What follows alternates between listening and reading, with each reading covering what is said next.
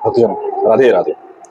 आज से इस शुभ जन्माष्टमी पर्व से भागवत कथा का एक क्रम प्रारंभ हो रहा है। प्रयास रहेगा कि नियमित रूप से भागवत कथा आपके साथ की जाए।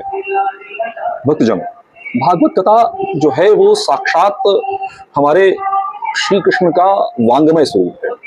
श्रीमद् भागवताख्योयम प्रत्यक्षः कृष्ण एव हि स्वीकृतो श्रीमयानाथ मुक्तिः। साक्षात कन्हैया ही हैं।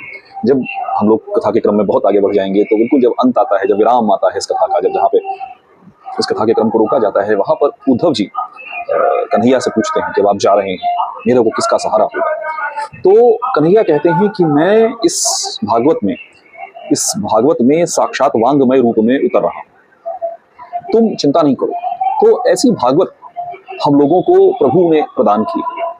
भक्तजनों, ये भागवत का जो क्रम है इसे ज्ञान यज्ञ कहा गया है। बड़ा सुंदर सा एक उल्लेख है जिसको मैं कई बार कहता हूँ। एक कथावाचक महोदय ने ही कहा था कि ये जितनी मुंडी उतनी कुंडी, जैसे शतकुंड यज्ञ होता है 100 यज्ञ की कुंड, उसी तरह से कथावाचन भी एक तरह का ज्ञान यज्ञ। तो मैं आपके माध्यम से कन्हैया के नाम स्वरूप की ये ज्ञानाहुतियां डाल रहा हूँ। आप सभी से मेरा करबद्ध निवेदन है कि कथा सुने तो ही, पर सुनकर औरों को भी सुनाएं। जैसा कि उल्लेख आता है कि जब सनकादि ऋषियों ने साक्षात माँ भक्ति को उनके पुत्र ज्ञान और वैराग्य के साथ नारद जी को कथा सुनाई, तो उस वक्त बड़े बड़े ऋषि लोगों को बुलाने गए। उसमें एक नाम सबसे उल्लेखनीय है, वो है भृगु ऋषि का। भृगु ऋषि लोगों को बुलाने चले गए कि भैया चलो, भागवत हो रही है, हम कथा सुनने जा रहे हैं, तुम भी चलो। यहां तक उल्लेख आता है कि जो अहंकार में रुक गए थे, जो अहंकार में डूब के कथा नहीं सुनने चलना चाह रहे थे, उनको भी उन्होंने मनाया। शब्द आता है मनाया। भृगु ऋषि कौन है, मैं 1 मिनट के लिए आपका ध्यान खींचना चाहता हूं। भृगु ऋषि वो हैं जिनको जब त्रिदेवों की परीक्षा लेने की इच्छा हुई, कौन ले लेगा, लेकिन हो गई भाई, हम मानव कुछ भी कर सकते हैं। तो त्रिदेवों की परीक्षा लेने की इच्छा हुई, तब भृगु ऋषि वो थे जिन्होंने नारायण के हृदय पर लात मारी और नारायण ने कहा कि प्रभु कहीं आपके पैर घायल तो नहीं हो गए। क्योंकि लोग कहते हैं, खासतौर पे असुर कहते हैं कि नारायण का हृदय बड़ा कठोर है।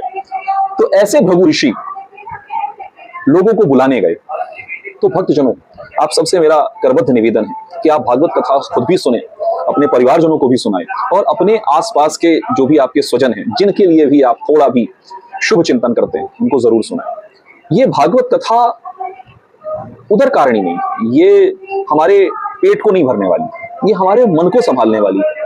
इस भागवत कथा में इतना रस है कि हमारे जीवन में जो एक नीरसता आ गई है, स्वार्थ की भूख, आज मैं एक गाड़ी ले लूं, कल दूसरी ले लूं, एक बड़ा घर हो जाए, बंगला हो जाए, फिर उसके बाद 4 नए बंगले हो जाएं, एक आश्रम, फिर 4 आश्रम, फिर 40 आश्रम, फिर प्रत्येक आश्रम में 400 कमरे और एसी।